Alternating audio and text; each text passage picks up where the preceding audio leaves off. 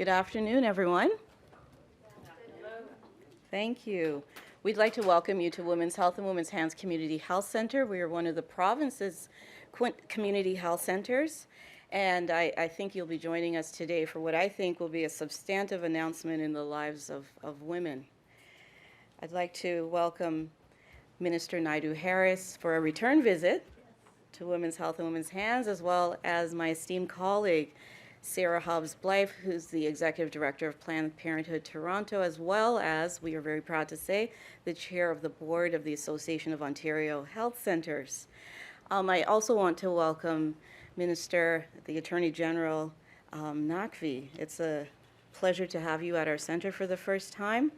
I had the pleasure of meeting you earlier in the year to discuss family court fees and the impact on women, and the care and compassion that you displayed in your ultimate decision to ensure that all women have equal access to our court system, especially those experiencing violence, was a very rewarding experience to witness. So we thank you for your strong commitment to women in this province, and I think today is a continuation of showing us that commitment, particularly to the women of Ontario.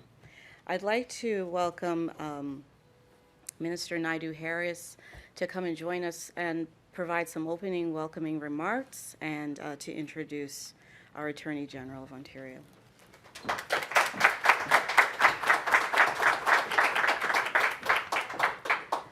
Thank you, Natisha, for that lovely introduction. Good afternoon, everyone. Bonjour, bonjour, Annie. You know, it's so good to be here with you all today and to look out over the crowd and see so many familiar faces and so many people here today that I know are very interested in the important announcement we're about to make. So I can't tell you how pleased I am to be here with you all today to make this important announcement. And I want to thank all of you for taking the time out of your busy days to come here and to be here and join here with us today. I'd like to start, of course, by recognizing that we are gathered on the traditional territory of many Indigenous peoples going back countless generations, and I want to show my respect for this history and for the ongoing contributions and achievements of Indigenous peoples in Ontario and Canada. I want to thank Women's Health in Women's Hands for hosting us here today and for all that you do every day to support women in our community during difficult, challenging times. I can't think of a better place. I can't think of a better place than Women's Health in Women's Hands to make this important announcement about supporting women's access to health care, human rights, and reproductive choices. You all work tirelessly every day to break down barriers so that all women have access to excellent health care. So, thank you for your vision, thank you for your hard work, and thank you for your dedication. And I want you to know that this is also what our government is working to do under the leadership of our Premier, Kathleen Wynne. We are all working to make sure that everyone has equal access to our amazing healthcare system. And we're all working to make sure that women have access to abortion services free from the threat or fear of violence, harassment, or intimidation. And we are all working to make sure that women and girls are safe, strong, and successful with access to equal opportunities. And that includes a woman's right to choose, to make her own decisions about her body, her reproductive health, and her future. It's about fairness, it's about safety, it's about dignity, and it's about basic human rights. So that's why I'm so pleased to be here with you all today. Today, Ontario is taking a historic step forward toward the protection of clinics, facilities, and most importantly, people, the people that provide vital abortion services to women in need. Today's announcement will make safety and security paramount and uphold a woman's right to choose in Ontario. You know, October is Women's History Month, and the theme of Women's History Month is Claim Your Place. The announcement we are making today absolutely helps women claim their place. It says women will not be intimidated, women will not be harassed, Women will not be bullied when trying to obtain access to abortion services. It says that access to abortion services is a basic human right. In Ontario, women are claiming their place and standing their ground in their places of work, their communities, and yes, when accessing reproductive health care.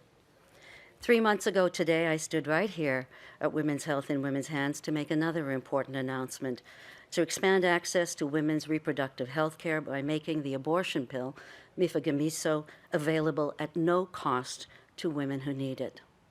So women could access abortion without payment, without judgment, and without exception. So women would have more independence and more choice over their reproductive health. So I want you to know that I am proud that we are delivering on our vision for women and girls in this province.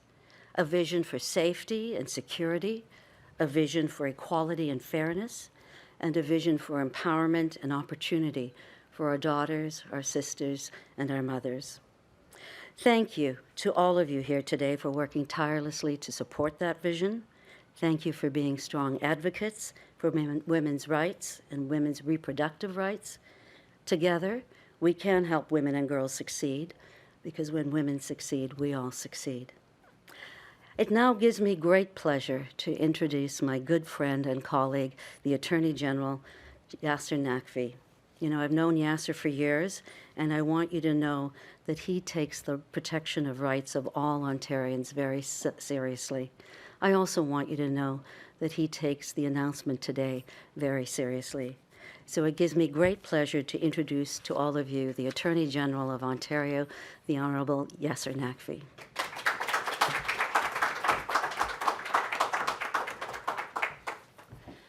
Thank you very much, Indira, for that very inspiring remarks and your very kind introduction. And thanks for your tireless advocacy in promoting women every single day, the work that you do on behalf of the government across the province.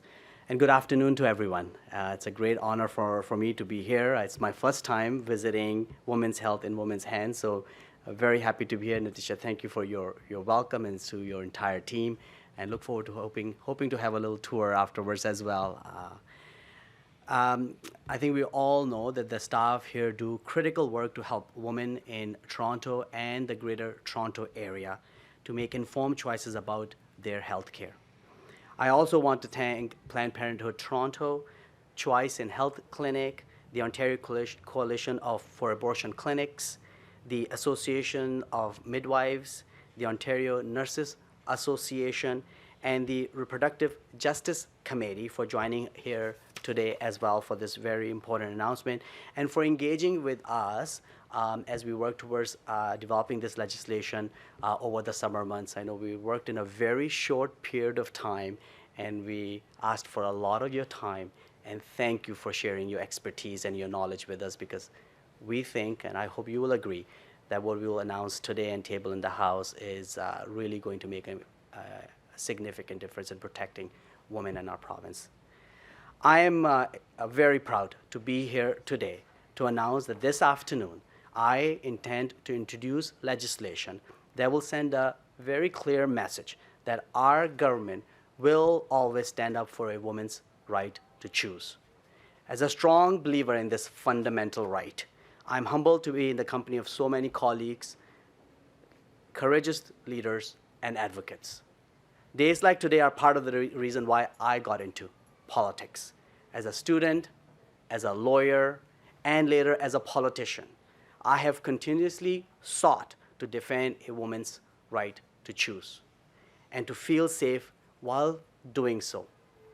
It is also my steadfast belief that every woman in Ontario has the right to make decisions about her own health care, and they deserve to do so freely, without fear for her safety, privacy, or dignity, without fear of being judged or publicly shamed because of her choice, without fear of being threatened with violence, harassment, or intimidation. No woman should ever have to take such things into account. And neither should the healthcare professionals who provide abortion services when they are just trying to get to work in the morning like the rest of us. Our government firmly believes that the choice to access abortion services is a deeply personal one. Patients have the right to access abortion services safely and securely with their privacy maintained, free from any intimidation or interference.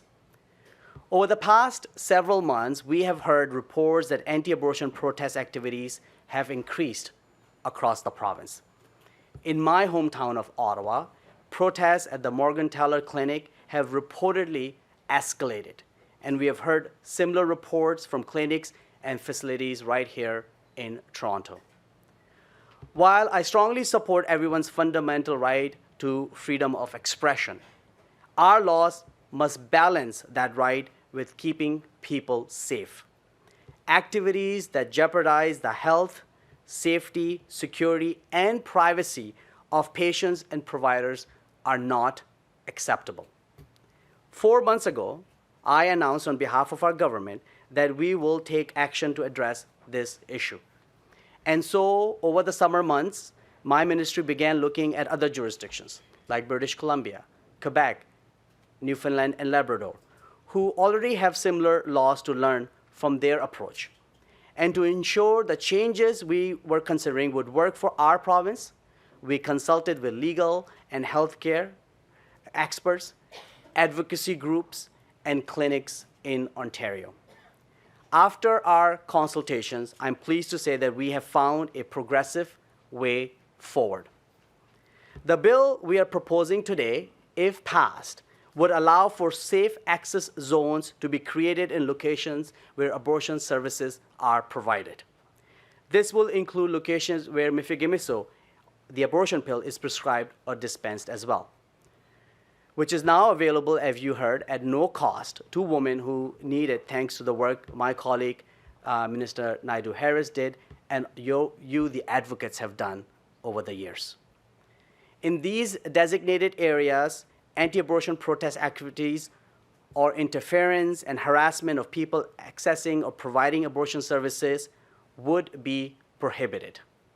To start, there are 8 abortion clinics in Ontario that would automatically be protected through these safe access zones.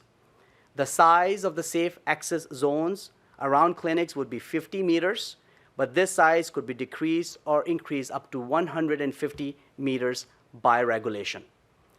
Other facilities that provide abortion services, like hospitals, health centers, and pharmacies, would be able to apply for safe access zones or up to 150 meters as well. The changes would, if passed, also contain measures to ensure that the providers of these services are protected on the job and at home. Clinic staff and health professionals who provide abortion services would automatically receive safe access zones of 150 meters around their homes that would protect them against behavior that targets them. This would help to protect providers who work at several offices located in different places as well. Finally, the proposed legislation, if passed, would protect all providers of abortion services from harassing conduct related to their work wherever they are. We feel strongly that this is an important protection, not only for the women who have the right to access these services, but all of you who work in this area and provide these very important services to the women in our province. We still have a lot of work ahead of us. And I know some people will not agree with our approach. But that cannot and will not diminish our resolve, because I believe that policies like this are more important now than ever. In an increasingly polarized society, it is critical that we protect a woman's right to choose. It is critical that those protections be enshrined in law to ensure that they cannot be rolled back. And it is critical that we have consistent protections in place for those who exercise this right across our province without any exception. It is the right thing to do. Thank you again for your advocacy. Thank you again for your hard work day in and day out. And Indira and I, our Premier and our government, look forward to continue working with you. Thank you very much.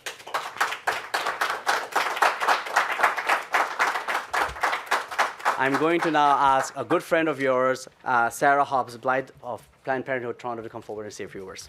Thank Sarah. you very much. Thank you.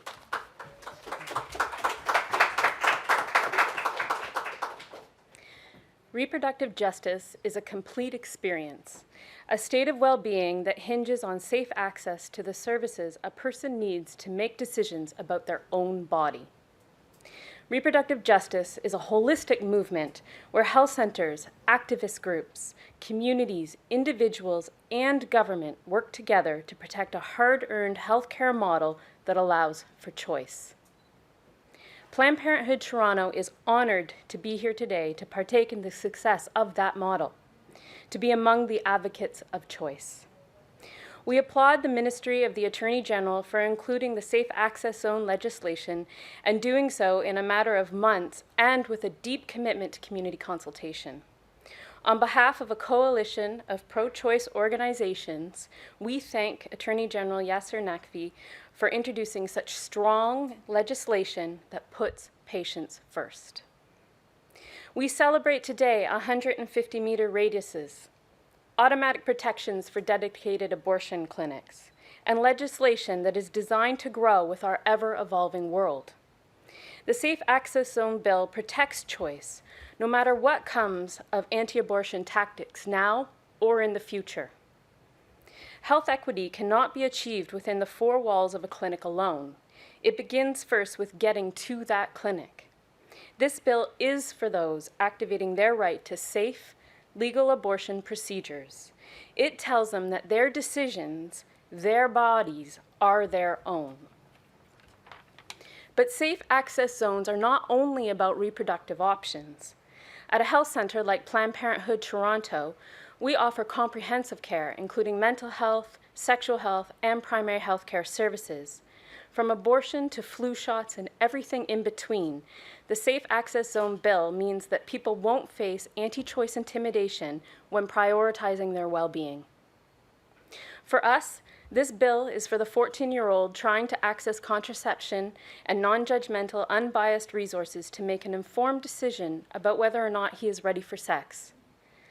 This bill is for the single mother reaching out for community, support, and a much-needed break in our young parents program, who doesn't want her child witnessing gratuitous and inflammatory images along the way.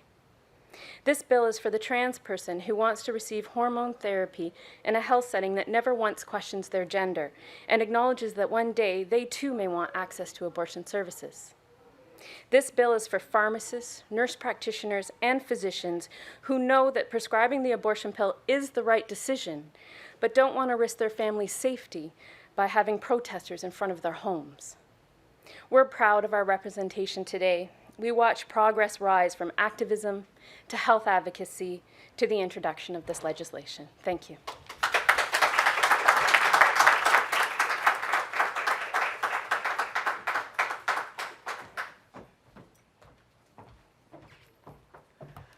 Thank you very much, Sarah, for your advocacy. Thank you for your very strong words of encouragement. Both Indira and I owe a huge gratitude to you. We are here to answer questions to the media. People who engage in any of the prohibited activities that are outlined in the legislation, they will face fines of up to $5,000 and or imprisonment up to 6 months for their first offense. For second and subsequent offenses, we are looking at fines between $1,000 and $10,000 and or imprisonment or up to 12 months should it is ordered by a judge. What do the safe access zones actually look like? I mean, will you have security? How do you plan to, regulate this area around the clinic? Yeah. So safe access zones, and as I mentioned, they already exist in places like British Columbia. So it's an area where no protest activity is allowed. So what we're saying, for example, the 8 abortion services clinics in Ontario, there's going to be at least an automatic safe access zone of 50 meters. 50 meters, if you can just think of an Olympic-sized swimming pool, is 50 meters along, so that and that will be from the edge of the property, the outside boundary of the property. So there could be protest activity that take place, but it has to be outside that zone. And the idea is simple, that women should have a free access, easy access to these clinics without somebody stopping them, without somebody subjecting them to imagery that it could be very traumatic and disturbing for the person, without interfering in their access by offering them counseling services on a street corner, or as we saw in my hometown of Ottawa, a woman was spat on, which is assault. So these are access zones. These are making sure that there is a clear passage, a safe passage for women and the workers who work in these clinics anywhere in the province where the clinics are located. Minister, some of this is already covered under a temporary order that's decades old by a judge. Does this expand that or just take that ruling and make it into law? So, very good question. So, I think a lot of us, including myself, were under the impression for some time that there's injunctions in place and these sites are protected.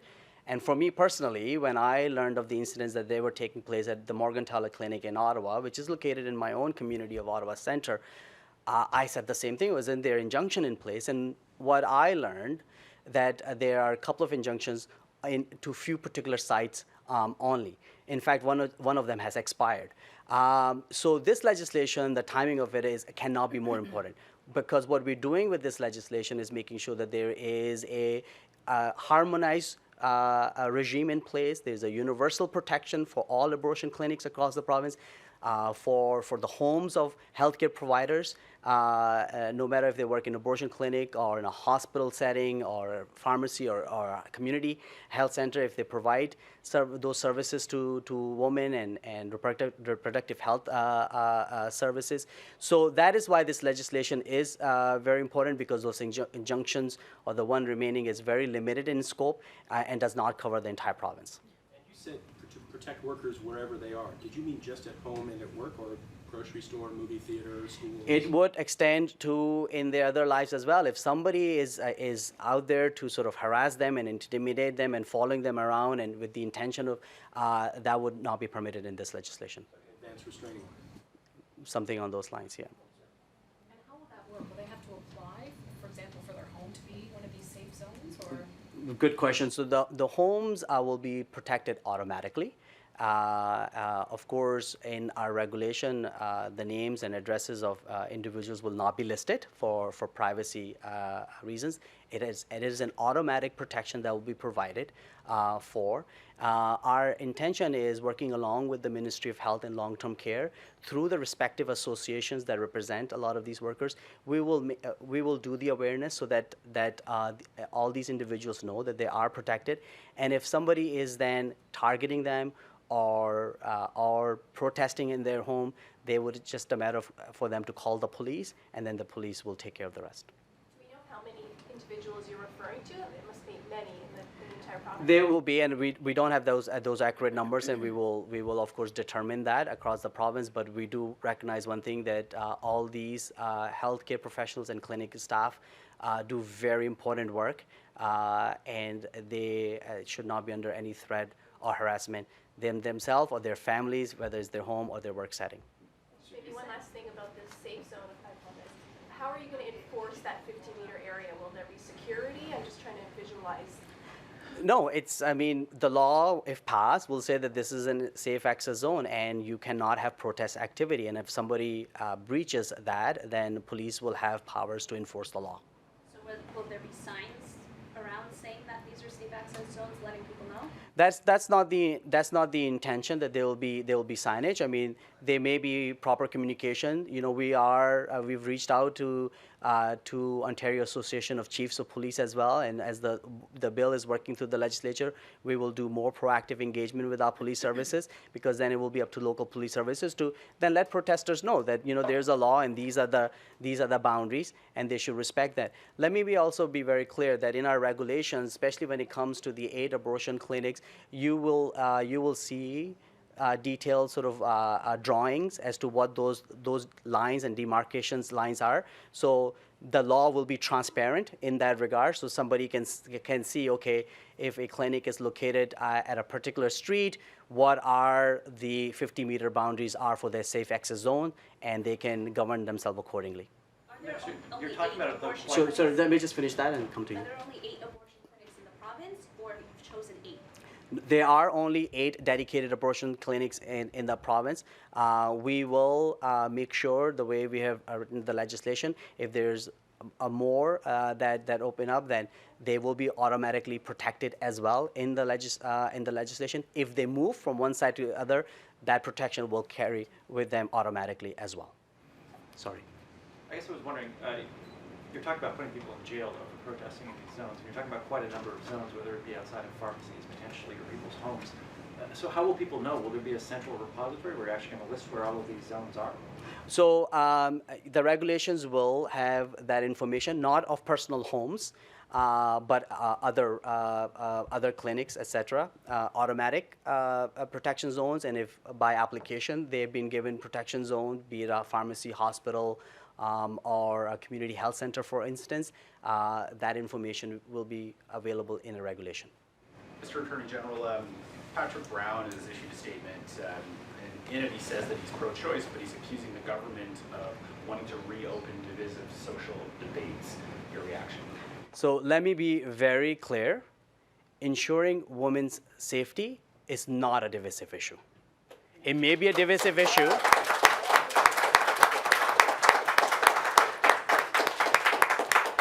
It may be a divisive issue in the Conservative caucus, but you can ask any of these advocates that unfortunately women are being harassed, are being threatened, are being intimidated for just merely exercising their right to get healthcare services. And this government will not tolerate this, and that's why we're bringing forward this legislation. I guess further to my colleague's question, though, there's an election next year, and it seems like you guys worked fast on this bill. You guys don't always work very fast on bills. Yeah, because it's about women's safety. And as soon as I learned in my own community that a woman was spat on for just simply going to get healthcare service, action was needed. And we worked as hard as we could to get this legislation here. And I want to thank the advocates that they worked with us in the summer very hard. We've had many, many conversations to get this right. That is our number one job, is to protect people, to protect people's right. That's my number one job as the Attorney General. And there's nothing more important to my colleague and I, to our Premier and our government, is to protect women's right to choose. Does